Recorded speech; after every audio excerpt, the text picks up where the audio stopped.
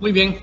Buenos días a todos, autoridades universitarias, docentes, alumnos e invitados especiales. Bienvenidos al webinar, una conferencia muy importante sobre las redes sociales, democracia y ciudadanía.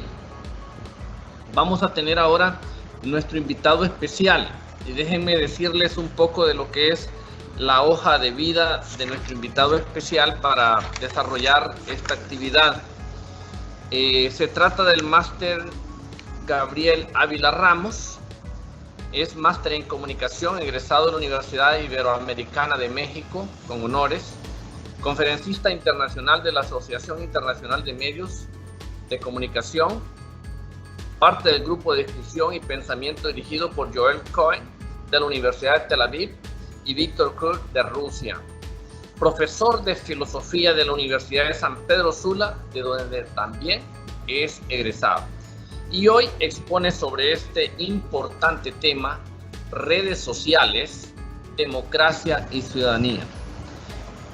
Con el advenimiento de las redes sociales, nos encontramos ante unas nuevas expectativas, podemos decir, el acceso a la información, la mayor participación de la ciudadanía en los diferentes espacios, pensando en que la comunicación ya no solo era unidireccional entre un emisor que controla, que monopoliza, que maniobra la información y un receptor pasivo, escuchando atentamente sin filtros de ninguna naturaleza, sin poder replicar, sin poder responder, sin poder debatir, cuestionar, argumentar y proponer.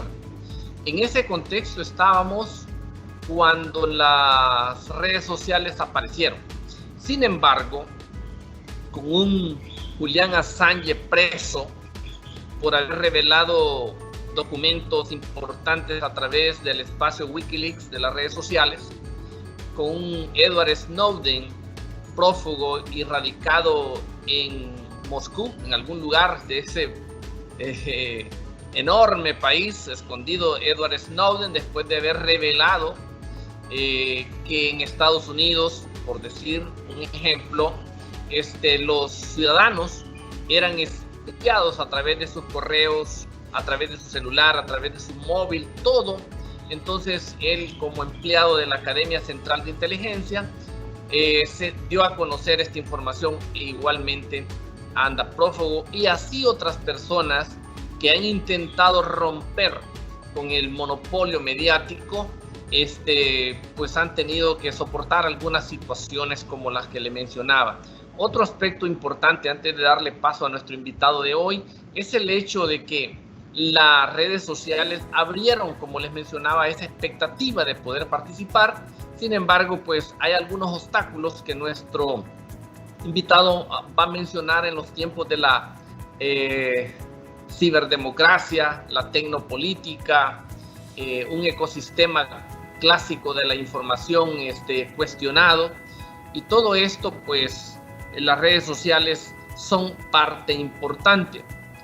No menos mencionar el hecho de que el ser humano ha transitado por 3 etapas muy importantes y puntuales: la cultura oral, que se basaba en mera expresión; una cultura escrita que le vino a dar vuelta a un montón de cosas y que provocó o impulsó los movimientos revolucionarios, el caso de la Revolución Industrial, la Revolución Francesa y los movimientos de independencia en América Latina, hasta llegar a una cultura mediática que trae aparejada, podríamos decir, este tema de las redes sociales.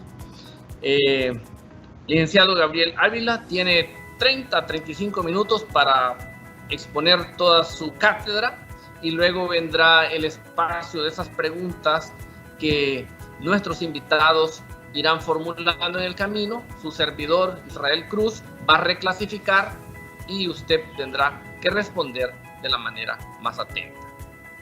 Bienvenido. Muy bien, muy buenos días a todos. Gracias por estar aquí presentes. Dado que tengo solamente 35 minutos, ya me siento contra la pared, así que vamos a iniciar de inmediato para aprovechar esos minutos al máximo. Déjenme compartirles una presentación que he preparado para este webinario. y mediante la cual pues me iré guiando para ir exponiendo las ideas principales que he preparado hoy. Solamente, estimado, si usted me puede confirmar si la presentación se ve. Sí, ya estamos viendo las imágenes. Muy bien, perfecto. Entonces, iniciemos. Como bien lo ha mencionado el licenciado Israel Cruz, mi nombre es Gabriel Ávila, soy maestro en comunicación y este webinario que he preparado para este día se enmarca dentro de una investigación mucho más amplia. Ahora bien, esa investigación se encuentra todavía en un estado exploratorio, aunque he avanzado bastante en el camino y les compartiré un poco acerca de esta investigación más amplia de la que estoy hablando.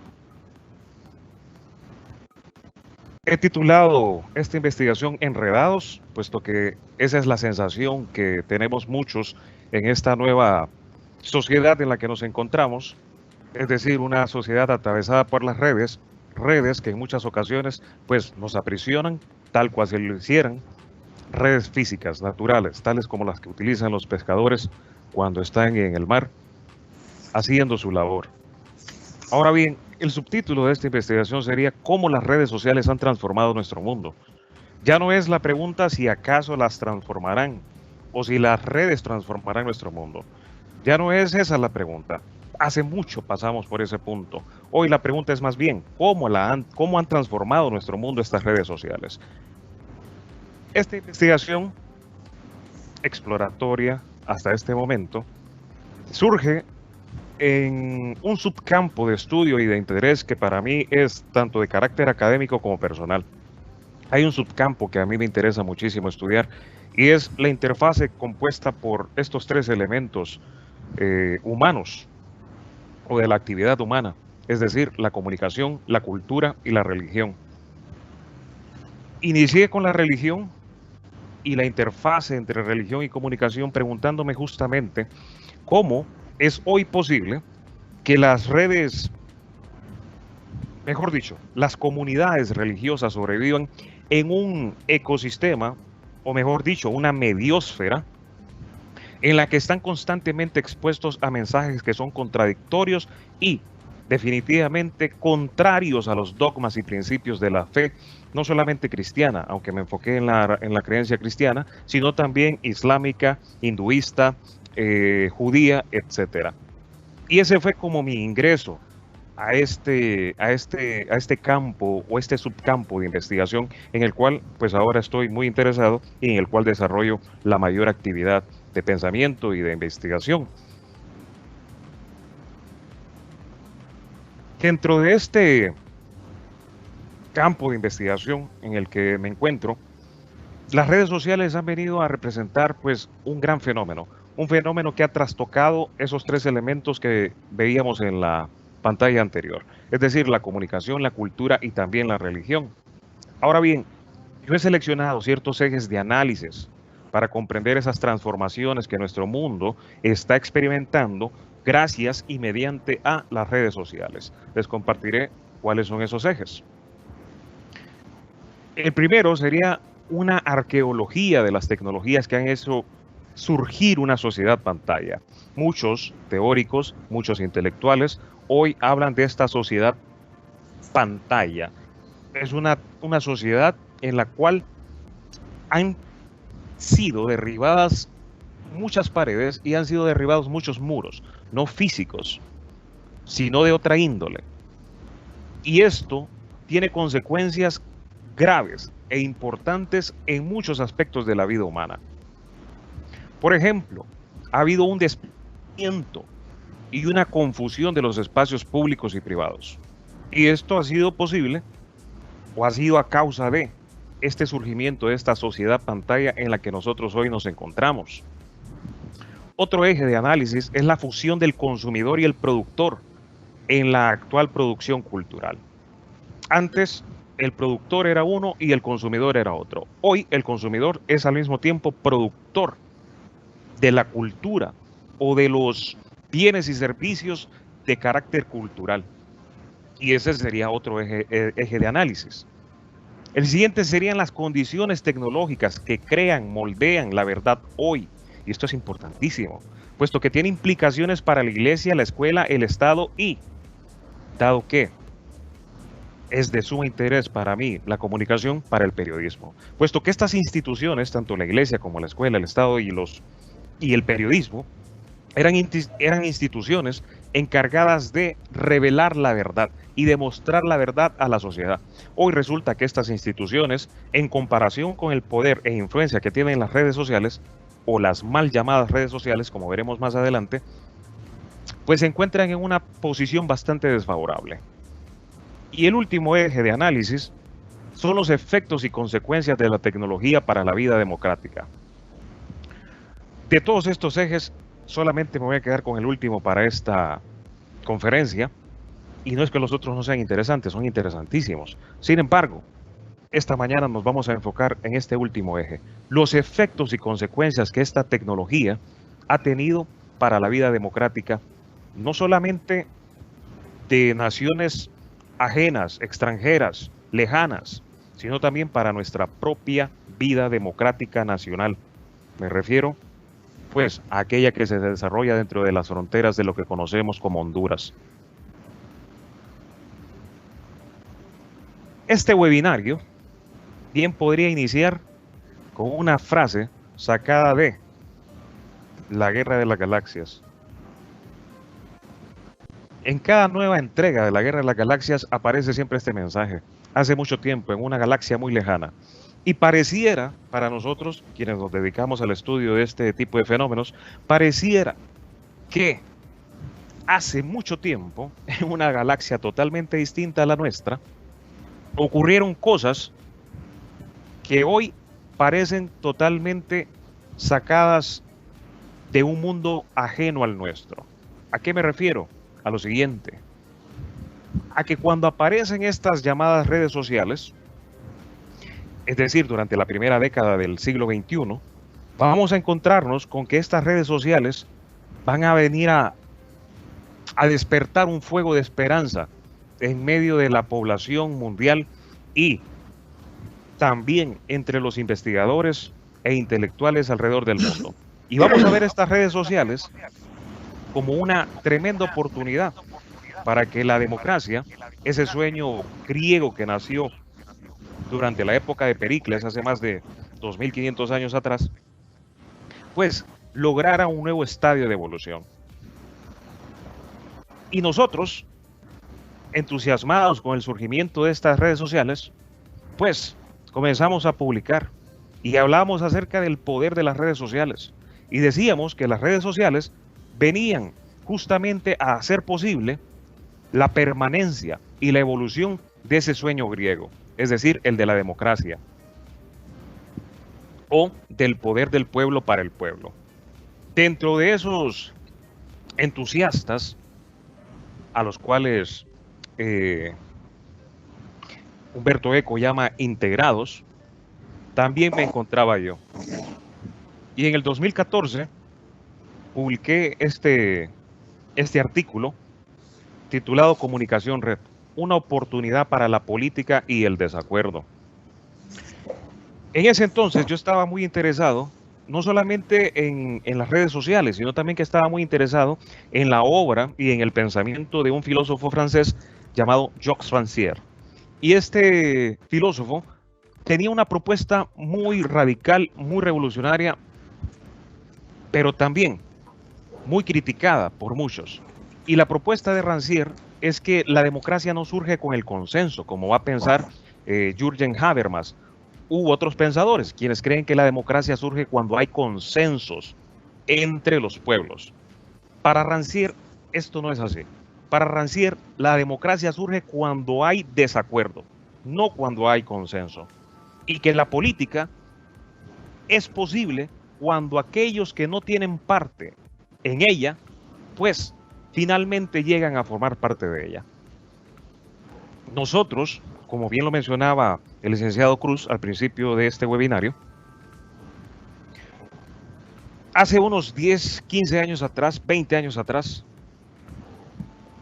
nos encontrábamos totalmente excluidos del lugar físico en el que se tomaban las decisiones que afectaban al grueso de la población.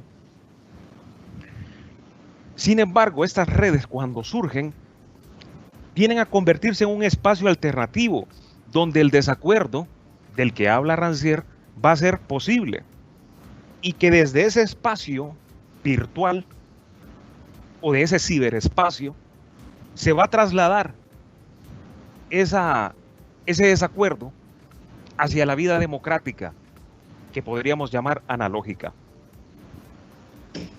Ahora bien, las redes para nosotros presentaban esa tremenda oportunidad, puesto que un defecto de la democracia es que no todos tenemos acceso a ella.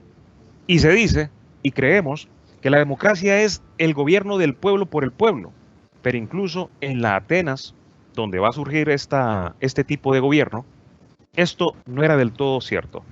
¿Quiénes participaban en la democracia ateniense? Pues quienes participaban eran hombres, así que las mujeres quedaban automáticamente eliminadas de participar en la democracia.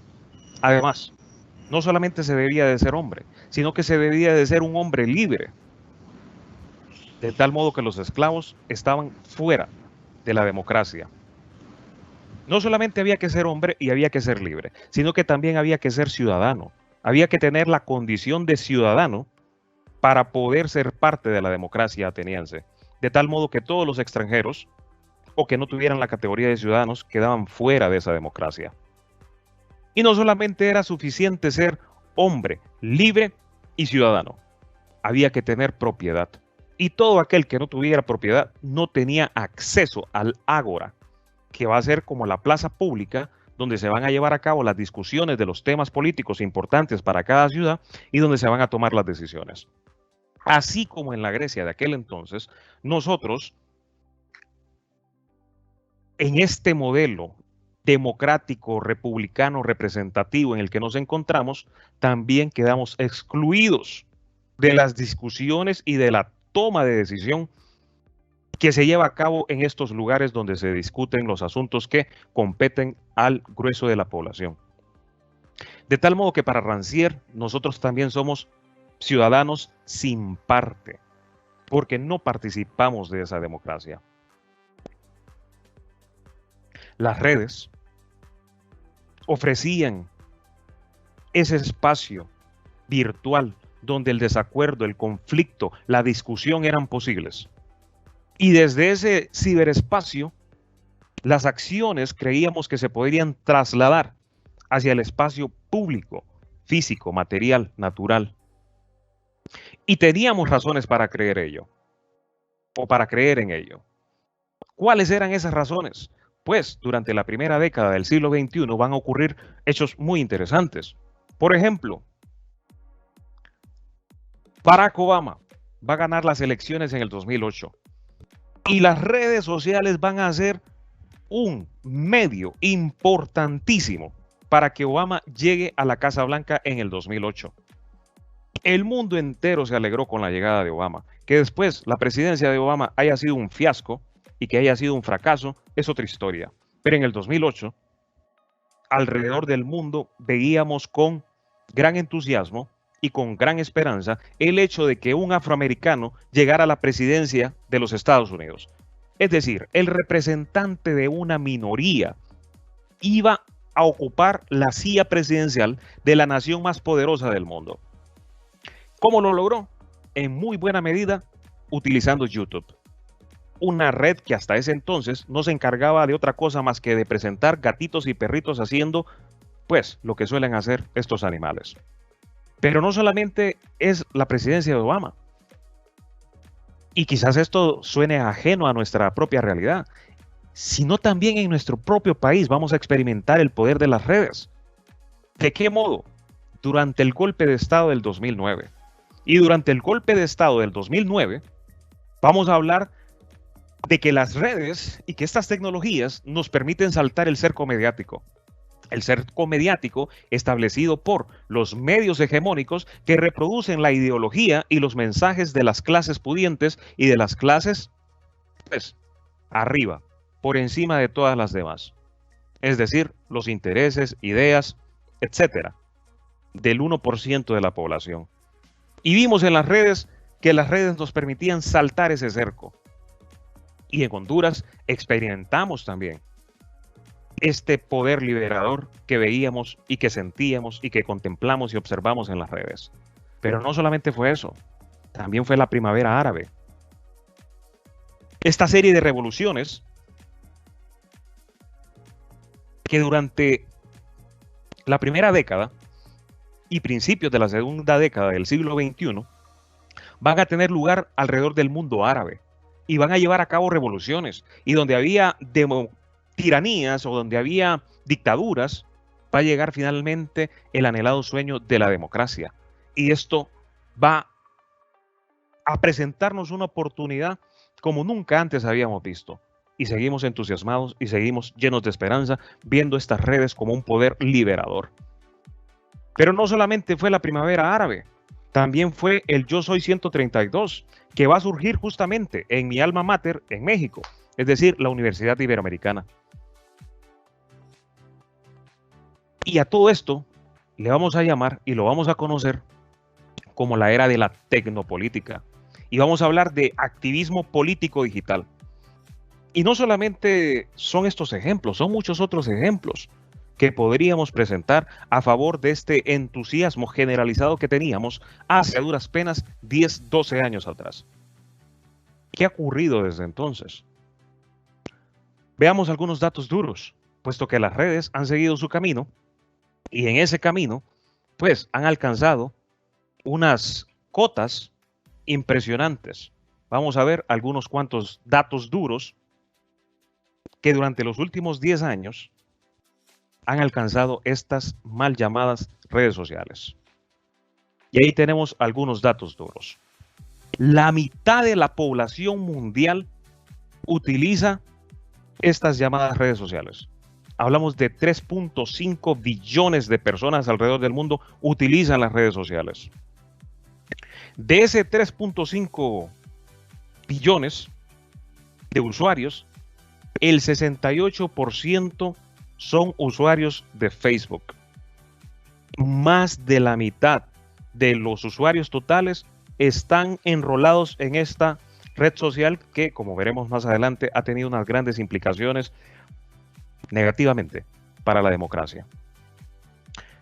Los seres humanos, en promedio, pasamos 3 horas en redes sociales y en mensajería. Ya solamente este dato por sí solo, porque este es el promedio, pero hay personas que pueden pasarse 5, 6, 7 horas en las redes sociales. Este es el promedio. Y así como hay gente que puede pasar muchas horas, pues hay gente que pasa mucho menos que este tiempo. Pero ese es el promedio. Ese simple dato ya debería de ponernos en aviso y en guardia, puesto que una actividad a la cual los seres humanos le dedicamos tanto tiempo debería de llamar poderosamente nuestra atención. Y debería de llamar poderosamente nuestra atención para, en primer lugar, tratar de comprenderlo. Y comprendiéndolo, explicarlo. Y al explicarlo, generar conocimiento sobre esta actividad humana. ¿Dónde? ¿Mediante qué dispositivo accedemos la mayor parte de la población mundial a las redes sociales? Pues al teléfono celular. El 91% de los usuarios de las redes sociales utilizan su teléfono para acceder a las mismas. Estos son datos duros que tenemos a este año, 2020.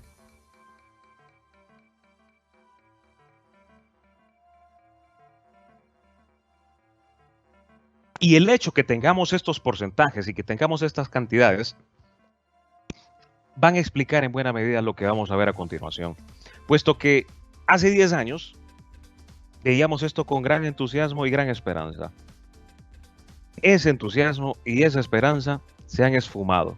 Y se han esfumado gracias a una serie de eventos que han ocurrido durante esta segunda mitad del siglo XXI. ¿Cuáles son esos eventos? Los siguientes. 2016. El escándalo en Estados Unidos sobre Cambridge Analytica. Cambridge Analytica era una firma subsidiaria de otro grupo conocido como SLC, dedicado a la propaganda bélica y dedicado este grupo también a la guerra psicológica. Y resulta que Cambridge Analytica es parte de este grupo. Cambridge Analytica va a hacer posible que Donald Trump, alguien a quienes veían como un simple payaso, alguien totalmente fuera del rodeo, llegue a la Casa Blanca. ¿Cómo lo van a lograr? Utilizando Facebook. Van a recolectar datos de los usuarios de Facebook. Y esto obviamente, Facebook tenía conocimiento de ello. Van a utilizar esos datos para encontrar las personas más vulnerables, las personas más sensibles a la manipulación. Y encontrando a esas personas, las van a bombardear día, tarde y noche con mensajes que los inviten a votar, ya sea a favor de Donald Trump o en contra de Hillary Clinton. ¿Cómo van a hacer llegar sus mensajes? A través de Facebook. Pero no solamente es el escándalo de Cambridge Analytica, que manipula al electorado estadounidense para que el candidato que les está pagando a ellos para que lleven a cabo su campaña política llegue a la presidencia, sino que también en Latinoamérica vamos a sentir los efectos de esta manipulación a través de las redes. Tenemos el caso también de Brasil. 2018, ya llega a la presidencia de ese gigante suramericano.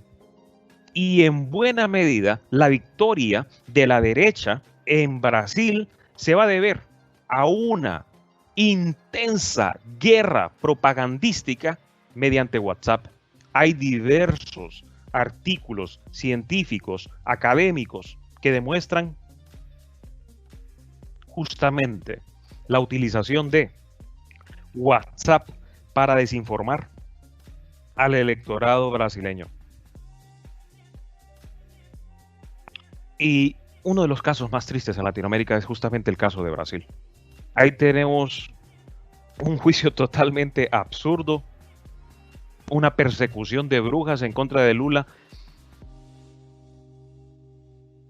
y también la destitución de Dilma Rousseff. A ninguno de los dos se les encontró ninguna prueba contundente, y esto a pesar que tenían a toda la fiscalía en su contra. Hay un defecto en la democracia brasileña. El fiscal es el mismo juez, algo que en cualquier otro país no existe. El fiscal es uno, el que acusa es uno, el que juzga es otro. En Brasil esto no es así, sino que el que acusa es el que juzga. Van a imputarle a Lula haber participado de los escándalos de la constructora Odebrecht, pero no le van a probar absolutamente nada en ninguno de los juicios. ¿Qué utilizan? ¿Qué va a utilizar la derecha para llegar al poder en Brasil? WhatsApp. Y en muy buena medida, ¿cuáles van a ser los mensajes que se van a distribuir por medio de WhatsApp? Memes. Ese va a ser la punta de lanza en la guerra propagandística de Temer y Bolsonaro y de toda la derecha brasileña para llegar al poder. Ahora bien, tenemos casos mucho más dramáticos. Los Rohingyas en Birmania. El dictador en Birmania va a utilizar Facebook para convencer a sus ciudadanos de que lleven a cabo una limpieza étnica. Miles de musulmanes rohingyas van a ser asesinados, desplazados, expulsados de Birmania. Esta limpieza étnica va a ser gracias a la utilización de Facebook como el medio para manipular las voluntades de este pueblo y que asesinen vilmente porque están convencidos de que los musulmanes son el enemigo a eliminar. De nuevo, nos encontramos con Facebook en otra tremenda barbarie ocurrida hace duras penas 2-3 años atrás. Tenemos el caso también de Trinidad y Tobago. En Trinidad y Tobago, Cambridge Analytica va a lanzar una campaña para no votar. Y como tienen los datos de los usuarios de Facebook en Trinidad y Tobago, van a encontrar cuál va a ser la población más vulnerable para los mensajes de manipulación. ¿Quiénes son la población más vulnerable para la manipulación? Pues van a ser los jóvenes, los adolescentes. Entonces, toda la campaña de Cambridge Analytica a través de Facebook va a estar enfocada a alcanzar a los jóvenes que utilizan Facebook para decirles lo siguiente: no votes. Entonces, convencen a los jóvenes de no votar, y al convencer a los jóvenes de no votar, hacen posible que su candidato, el candidato que les está pagando a ellos, llegue a la presidencia. ¿Por qué? Porque ese segmento de la población, es decir, el de los jóvenes, el de los adolescentes, era el segmento mayoritario que en primera instancia estaba a favor del otro partido. Y entonces vamos a ver videos de los jóvenes bailando y haciendo memes y toda aquella cosa divertida y diversión, y estamos haciendo algo revolucionario y estamos cambiando la historia de Trinidad y Tobago, y lo que no se dan cuenta es que están siendo totalmente manipulados por Cambridge Analytica, que trabaja para los poderes en la isla caribeña. Ahora bien, ¿cómo rayos es posible que poblaciones enteras sean convencidas de votar por un candidato al cual no quieren? Que sean capaces de asesinar a sus hermanos, a sus paisanos. ¿Cómo es posible que convenzan a toda una población de encarcelar y destituir presidentes? La pregunta es, ¿cómo rayos lo han logrado?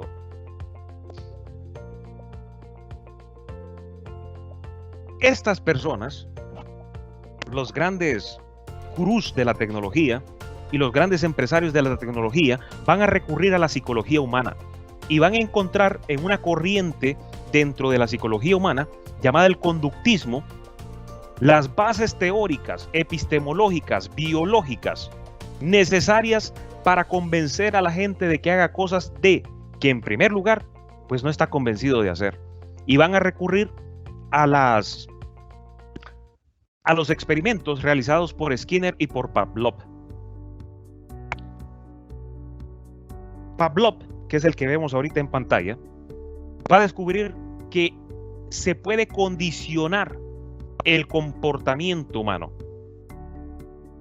y que ese condicionamiento se puede llevar a cabo primeramente en condiciones de laboratorio. Pero vamos a ver cómo este pequeño laboratorio en el que Pavlov lleva sus experimentos ahora es el mundo entero. Ahora bien, siempre dentro de la misma corriente del conductismo vamos a encontrar a Skinner. Y Skinner va a descubrir de que un comportamiento se puede reforzar de tal manera de que primero condicionamos a la gente y luego reforzamos ese condicionamiento que ya le hemos establecido. ¿Cómo lo van a lograr o cómo van a descubrir esto Skinner y Pavlov? De la siguiente manera. Ahí tenemos una caricatura que dice, hay dos perritos hablando entre sí y hay uno que tiene un celular y que está salivando. Y dice ese perrito, maldito ringtone de campanita, cada vez que me llaman termino empapado. Obviamente que si no se conocen las ideas del conductismo y si no se conoce el trabajo de Pavlov, este chiste pasa pues desapercibido y no causa gracia. Pavlov va a hacer lo siguiente, va a condicionar un perro de tal modo que el perro, cada vez que escucha la campanita sonar, sabe que hay comida después del sonido de esa campanita. Entonces, campanita, servimos comida. El perrito sabe que después de ese sonido habrá comida. ¿Qué descubre Pavlov? Lo siguiente. El perrito, después de escuchar la campanita, saliva porque sabe que viene la comida. Ahora bien, ¿qué sucedería si quitamos la comida? Se pregunta Pavlov. Quita la comida y resulta que el perrito sigue salivando. Ha condicionado el comportamiento del perro. Ahora bien, Skinner, siguiendo las ideas de Pavlov, va a realizar otro experimento, la va a realizar con aves. Y este experimento va a descubrir ese concepto que veíamos anteriormente, el del reforzamiento. Y que si hay castigo o si hay recompensa, ese comportamiento se puede reforzar. ¿Cuál era el experimento de Skinner? El siguiente. Estas aves tenían un dispensador de semillas del cual se alimentaban. A veces había semilla, a veces no había semilla. El ave no sabía exactamente cuándo iba a recibir la recompensa. Entonces tenía que estar constantemente revisando el dispensador de la comida. Y se va a dar cuenta Skinner que mediante el reforzamiento positivo, es decir, el de recompensas, se puede reforzar un comportamiento, pero no solamente mediante recompensas, también mediante castigo. ¿Por qué? Porque los seres humanos estamos constantemente buscando el placer y evitando el dolor. Esto lo descubre Skinner en palomas, y estos descubrimientos se van a traducir y se van a llevar desde los laboratorios hacia el más amplio conjunto de la población. Estas redes sociales, estos gurús tecnológicos, encuentran en las ideas del conductismo y en los descubrimientos de Pavlov y de Skinner las bases necesarias para condicionar y manipular y reforzar el comportamiento humano. Ahora bien, estas ideas del conductismo van a tener una gran relevancia durante el siglo XX y se van a llevar a la literatura y al cine. Anthony Burgess va a escribir una novela, se llama La Naranja Mecánica. Por cierto, se las recomiendo, léanla. Es una distopía y se enmarca dentro de esa corriente distópica inglesa, en la cual encontramos obras como 1984 de Orwell o Un Mundo Feliz de Aldous Huxley. En esta novela, Anthony Burgess nos presenta una historia distópica. ¿Qué quiere decir esto de distópica? Pues todo lo contrario a utópica, es decir, cuando hablamos de utopía hablamos de un mundo ideal. Cuando hablamos de distopía hablamos de un mundo que es todo lo contrario, es decir, un infierno hecho realidad. Y de esta novela, Stanley Kubrick va a realizar una película tan solamente 10 años después, en 1972.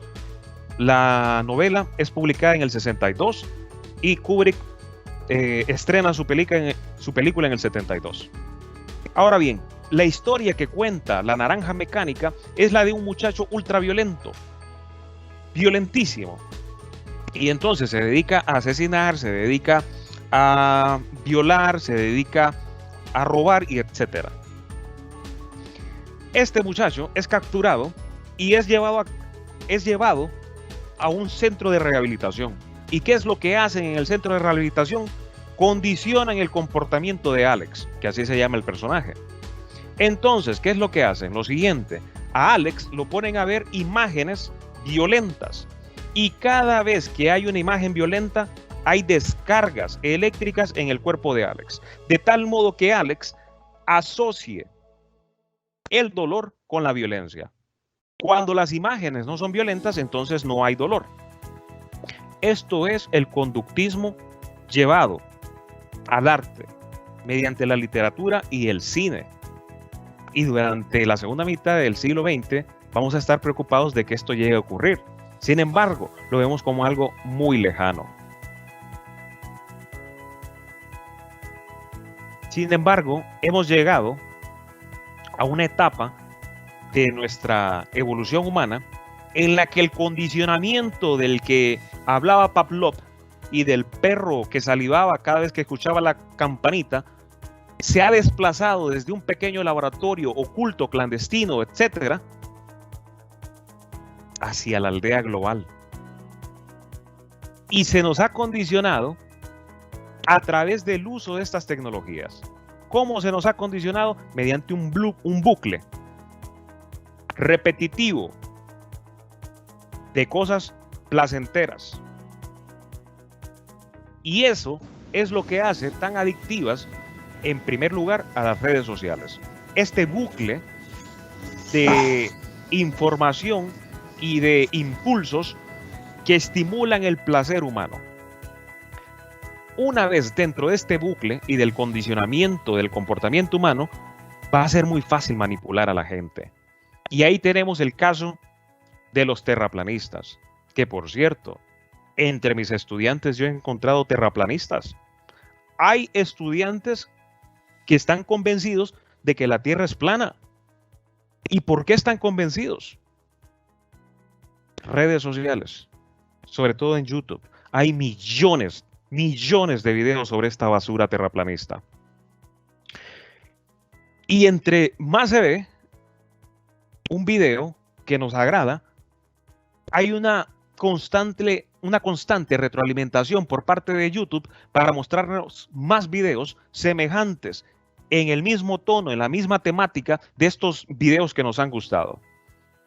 Así como Alex en la película de Stanley Kubrick y así como el perrito de Pavlov en el laboratorio, se nos ha condicionado para recibir constantemente ese impulso que genera placer o, en otras ocasiones, que evita el dolor. Además de este condicionamiento, también han empleado el reforzamiento en las redes sociales. ¿Mediante qué se hace el reforzamiento? Mediante esos tan ansiados likes, mediante esos tan ansiados me importa, mediante esos tan ansiados me encanta y etcétera. Ahora bien, como el ave de Skinner, nosotros no sabemos cuándo vamos a recibir esa recompensa.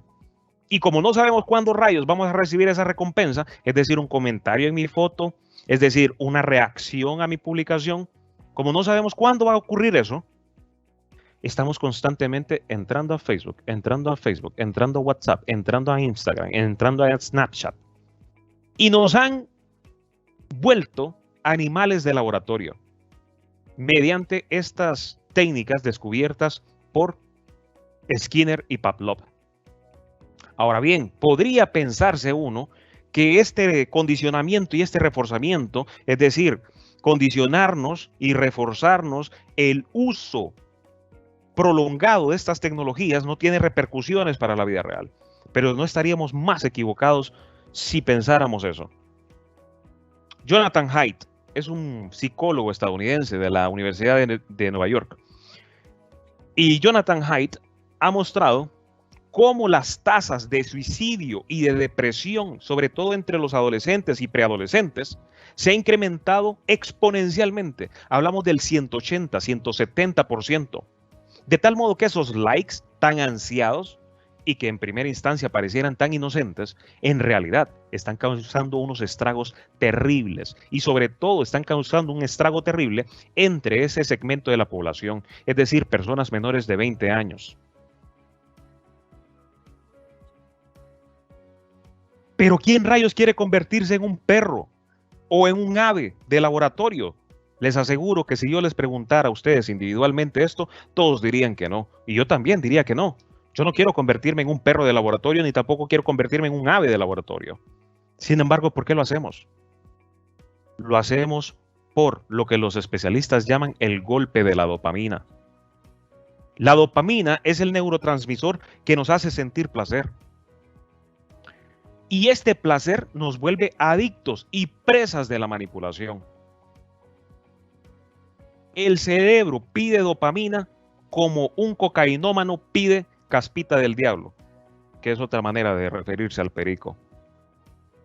Y una vez el cerebro ha experimentado el excitante golpe de la dopamina, pues queda enganchado. ¿Por qué? Mediante el condicionamiento y el reforzamiento se nos entrega placer o se nos entrega dolor. Se nos entrega placer cuando, no sé, esa foto selfie que me tomé recibe 300 likes, 400 comentarios y entonces rebozo de placer. Pero experimento dolor también cuando publico esa misma selfie, u otra selfie mejor dicho, y no recibe ninguna atención, a duras penas 5 likes y nadie la comenta. Dolor y placer. Este dolor y placer está relacionado con este neurotransmisor, la dopamina, y por eso nos enganchamos, y por eso es que somos tan seducibles, y por eso es que permitimos convertirnos, aunque no querramos, en perros y en aves de laboratorio. Ahora bien, podría pensarse que este golpe de dopamina es algo inocente e inofensivo, pero no lo es. Esta constante liberación y producción de dopamina reconfigura el cerebro humano. Y aquí tenemos una imagen que nos muestra un cerebro saludable y un cerebro que es adicto a la dopamina. Vean la diferencia entre uno y otro.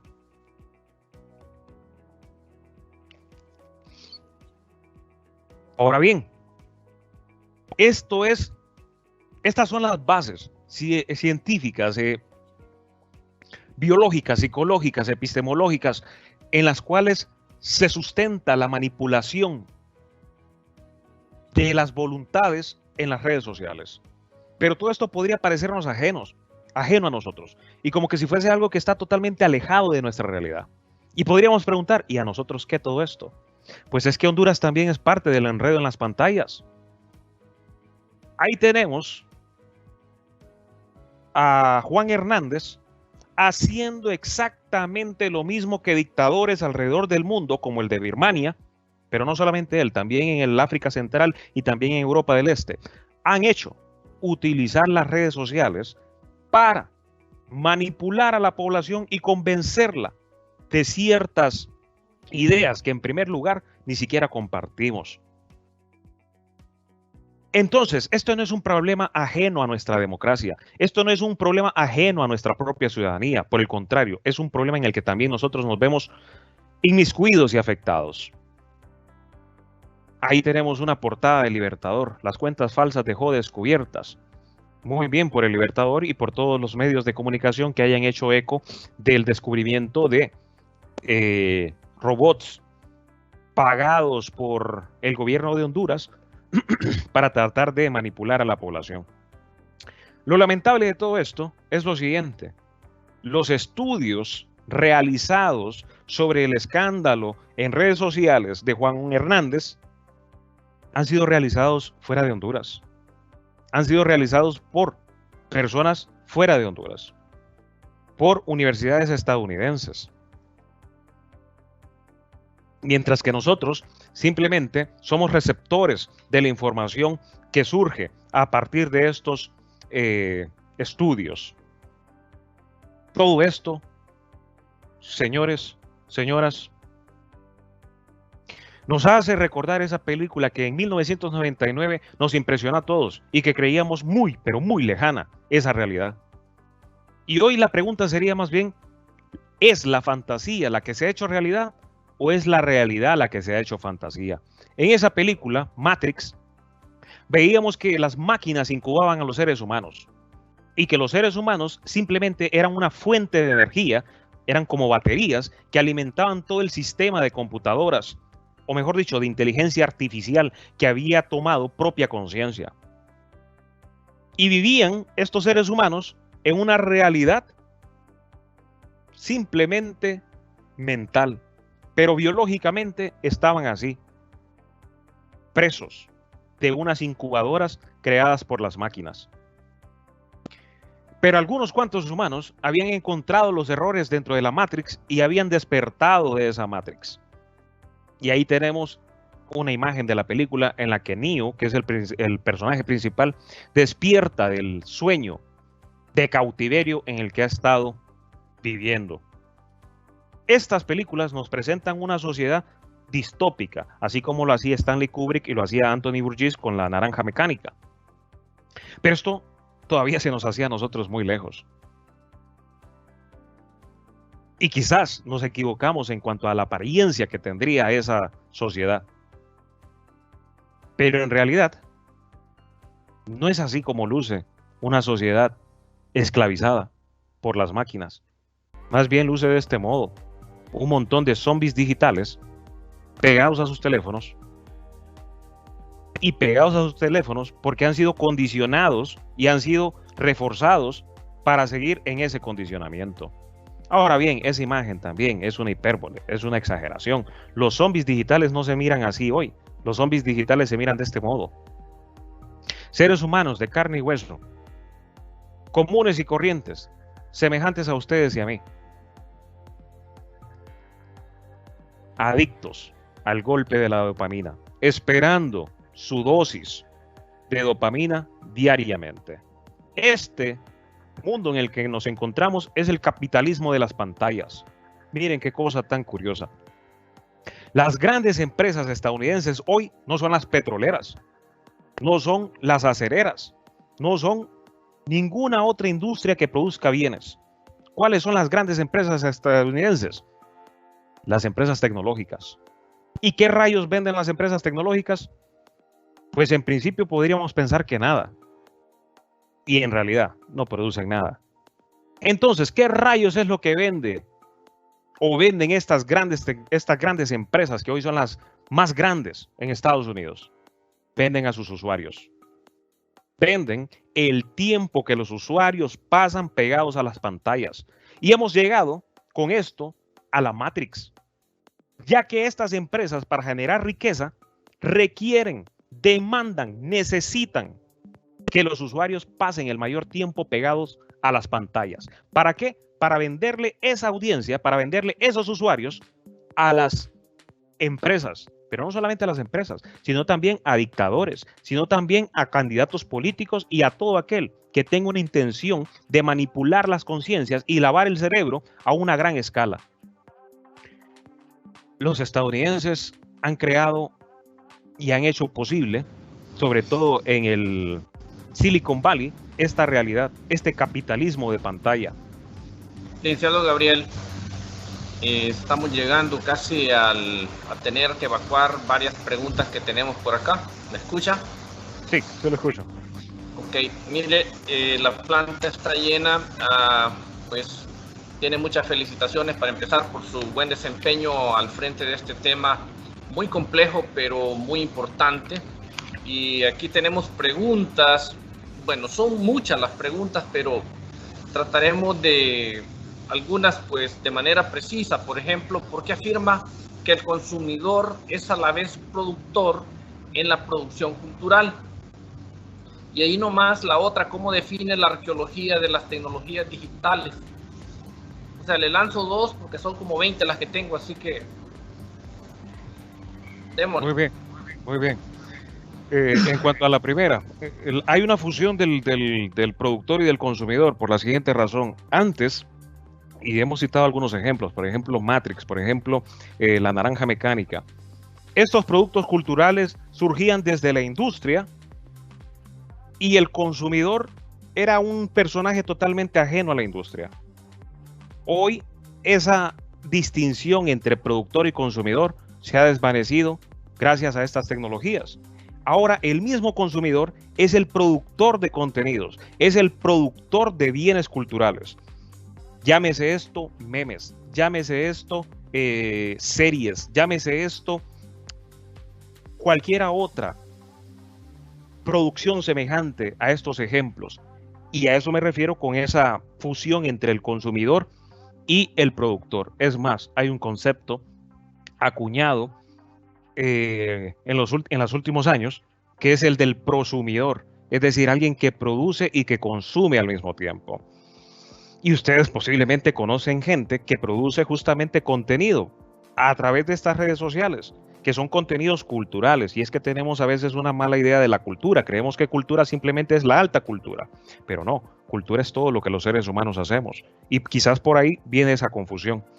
En cuanto a la arqueología de las tecnologías, a lo que me refiero es a lo siguiente: a desentrañar todas las etapas previas que posibilitaron el surgimiento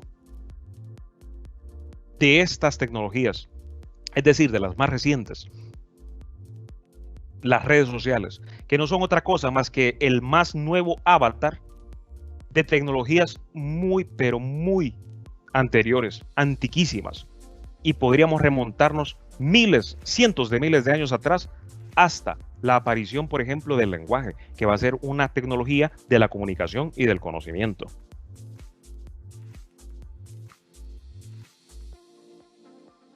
Tenemos otras preguntas, se las lanzo así. Creo que cuando usted mencionaba el caso de Barack Obama, el caso del golpe de Estado en Honduras era propiamente por el papel de las redes sociales y no necesariamente porque Simbel se quería quedar o no se quería quedar en el poder, ¿cierto?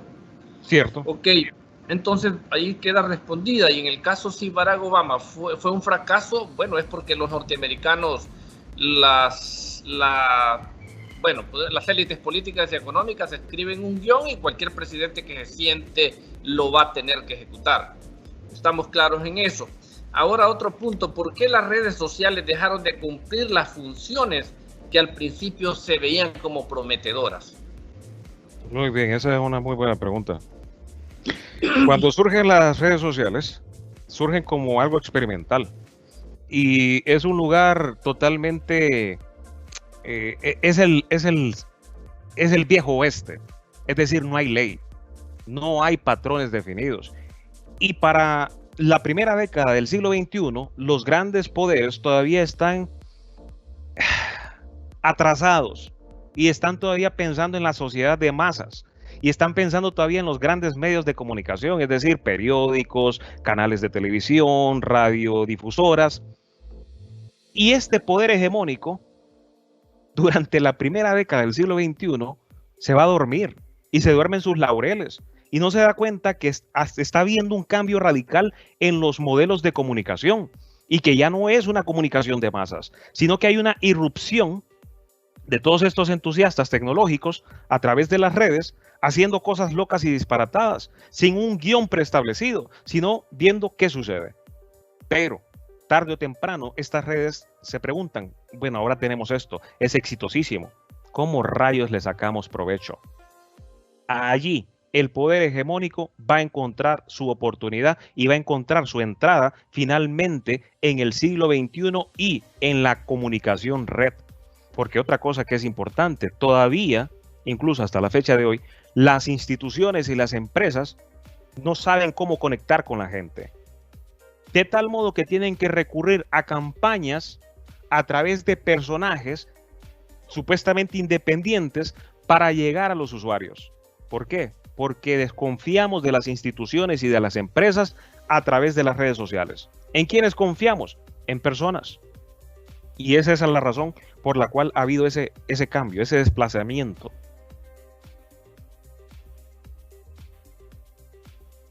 Bueno, aquí Honduras tiene baja cobertura en Internet. Entonces, eso dificulta el uso de las mismas. El caso de, si es puntual mencionar el hecho de que por ese caso, porque no hay una suficiente cobertura de Internet, no se lleva, digamos, la sostenida petición del voto electrónico en términos democráticos. Sí, definitivamente. Sin embargo,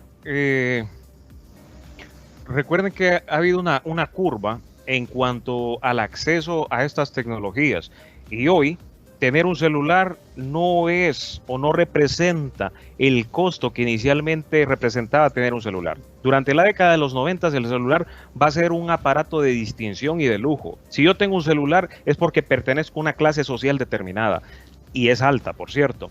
Pero durante los últimos 20 o 30 años hemos visto un declive tremendo y se ha masificado la venta y el consumo de este tipo de tecnologías.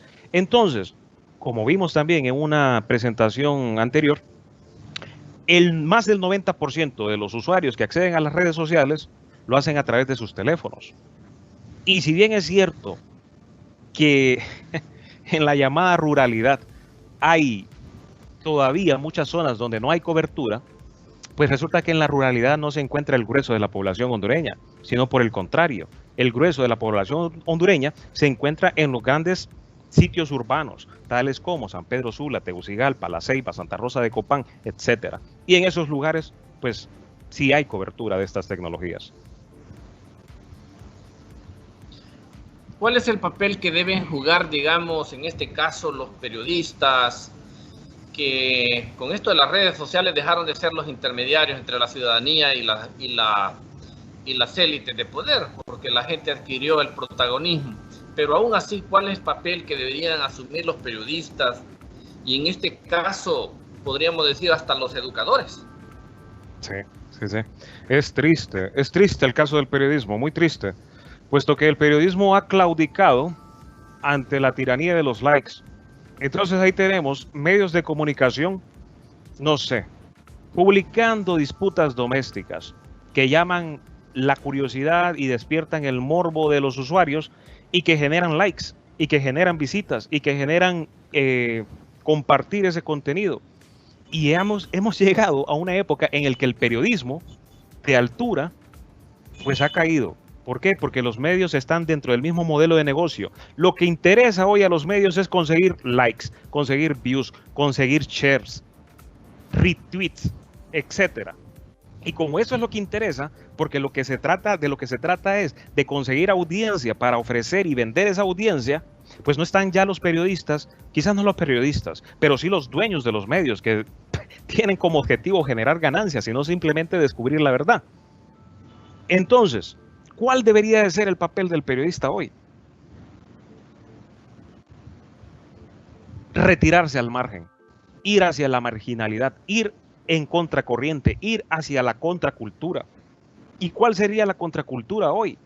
Renunciar a este periodismo de rumores y de chismes y de que vean lo que publicó esta persona en tal red social y volver a los fundamentos básicos del periodismo, es decir, el periodismo de investigación, el periodismo que realmente busca desentrañar las verdades y realidades de los hechos ocurridos a nuestro alrededor.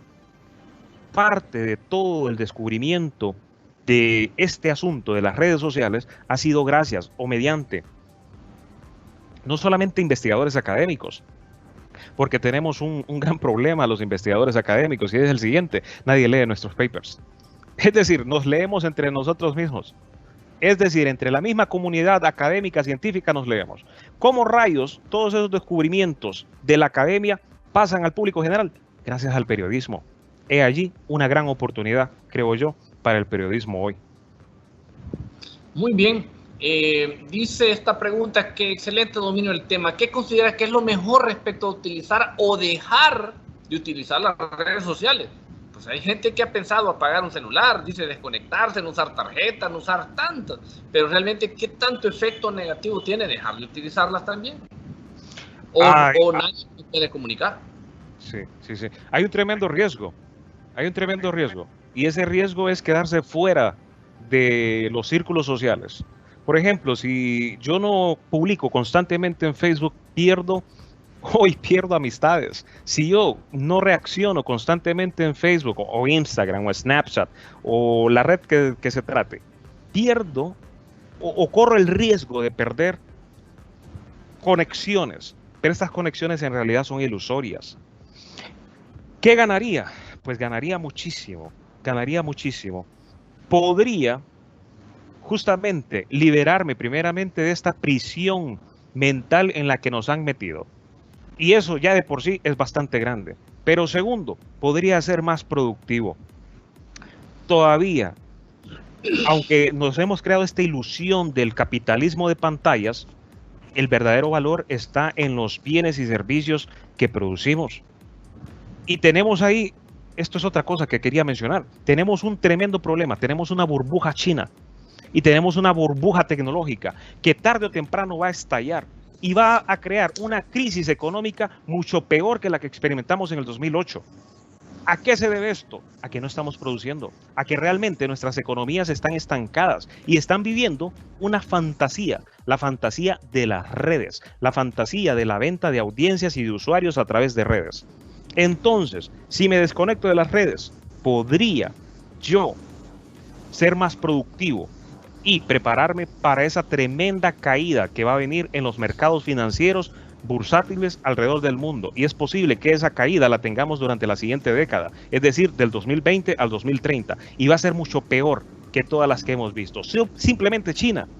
Son trillones y trillones de dólares que han inflado esa economía, pero que no tienen ningún respaldo real. Y esto, en gran medida, ha sido posibilitado por estas tecnologías. Muy bien. Seguimos, quizás algunas preguntas son muy parecidas y es el hecho de qué impacto tendría para la democracia hondureña, el hecho de hacer un buen uso de las redes sociales.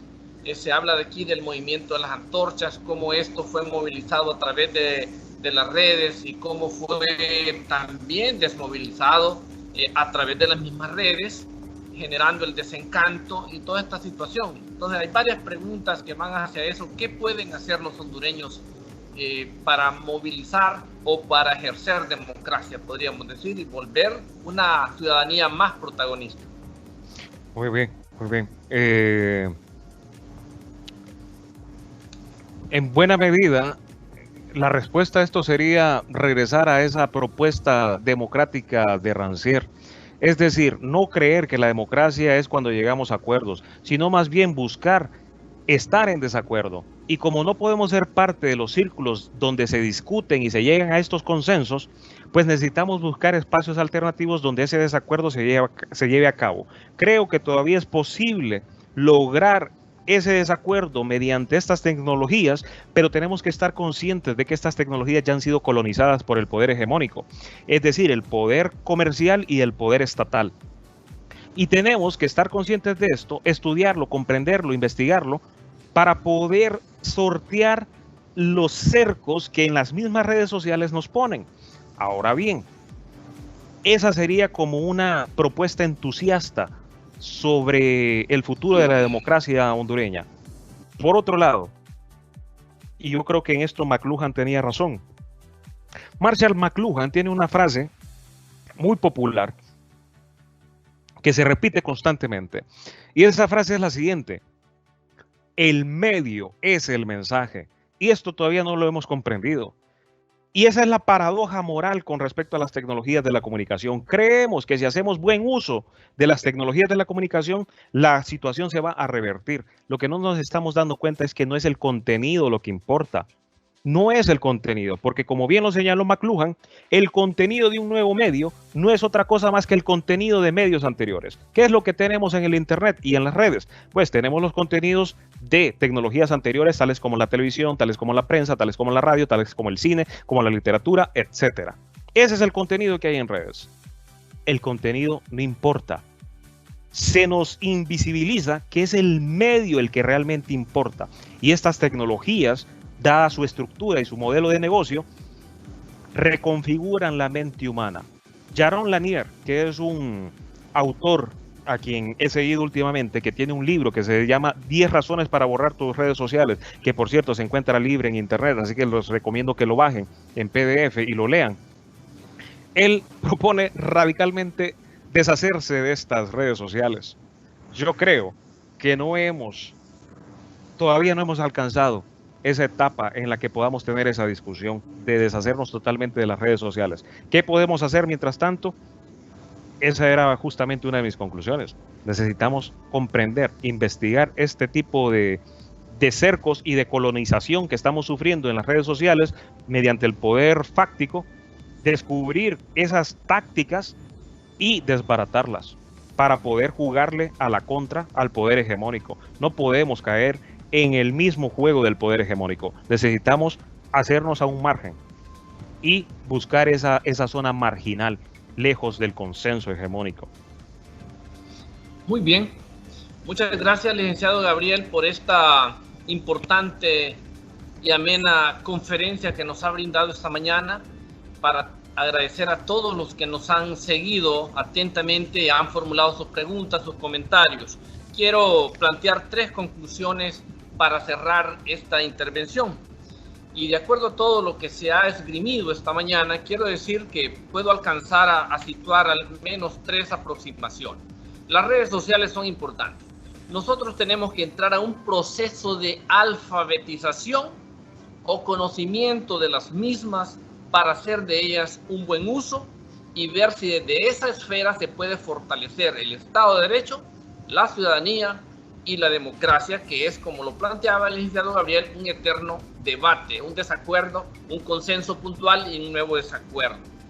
Número 2, toca educar para el uso de las redes sociales como se nos enseñó a leer, como se nos enseñó a escribir y sobre todo, como decía Mario Kaplun, leer, escribir, hablar son importantes, pero mucho más importante es la reflexión. el pensamiento y esa capacidad de generar escucha, de generar atención, respuesta y esa habilidad de recordar.